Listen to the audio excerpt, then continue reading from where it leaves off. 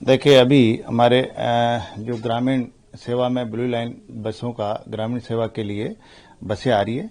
तकरीबन अभी हम शुरुआत कर रहे हैं, 50 से ज़्यादा आएगी। और माननीय यशस्वी मुख्यमंत्री जी के द्वारा कल करने वाले थे उनका शुभारंभ, लेकिन हमारे माननीय पूर्व कैबिनेट मंत्री नंदलाल जी मीणा का देहांत होने की वजह से वहां चले गए। निश्चित रूप से 1-2 दिन में उनका शुभारंभ करेंगे। और नई बसें जो हमारी 162 आई थी, उसके बाद भी बसें आनी है, वो सब मिलके और 1-2 दिन में उनका शुभारंभ किया जाएगा।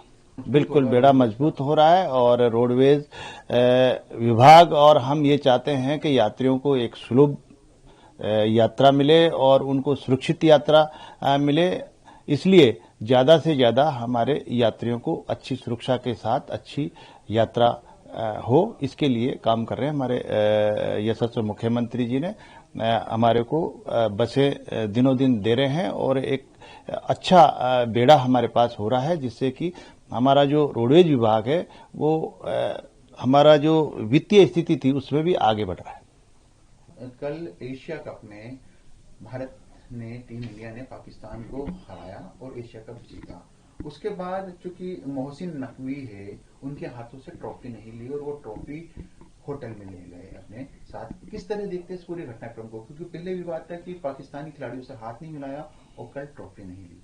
देखिए, मैं सबसे पहले तो हमारी टीम इंडिया को बहुत बहुत बधाई देना चाहूंगा कि उन्होंने 3 बार पाकिस्तान को इन दिनों में करारा जवाब देके उनको हार का सामना करना पड़ा है और इंडिया की जीत हुई है। इसके लिए मैं सभी देशवासियों को और हमारी टीम इंडिया को बहुत बहुत बधाई देना चाहूंगा। रही बात ट्रॉफी की, तो जिस तरह से अभी जिस तरह से हमारा पहलगाम वाला और ये घाव अभी तक भरे नहीं है, हो सकता है हमारे खिलाड़ियों ने उनके विवेक से जो सोचा होगा, उन्होंने हाथ भी नहीं मिलाया, उन्होंने ट्रॉफी भी नहीं ली। तो अभी जिस तरह के जो घाव है उनका उनको अभी तक दुख है, तो हो सकता है इसलिए उनका जो भी विवेक रहा होगा, लेकिन मैं मानता हूं कि यही रहा होगा जहां तक। तो कोई बात नहीं, हमने उनके साथ खेला है और हमने उनको पराजित किया है। इसके लिए मैं टीम इंडिया को बहुत बहुत बधाई देना।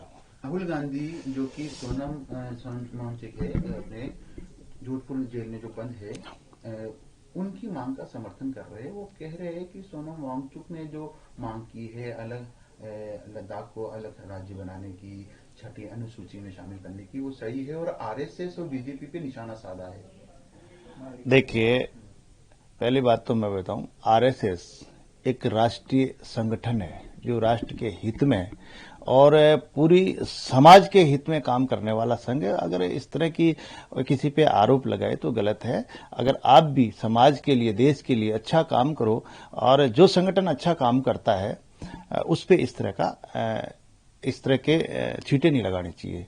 और जहां तक रही बात उन्होंने जो प्रदेश की मांग की है, उसके लिए हमारी केंद्र सरकार और हमारे यशस्वी प्रधानमंत्री जी सारे निर्णय लेंगे। लेकिन ऐसा नहीं है कि ऐसे निर्णयों से पहले कोई हिंसा हो, कितने लोग मरे, कितने घायल हुए।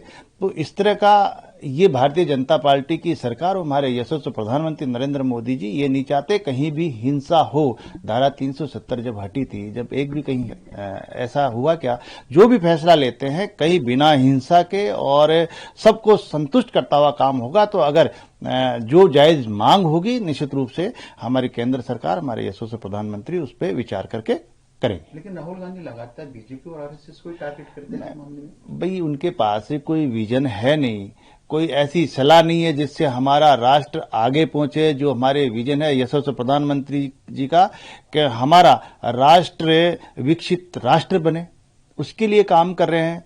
जो राष्ट्र हमारा 11-12 स्थान पे आर्थिक दृष्टि से था, वो आज 4थे स्थान पे है।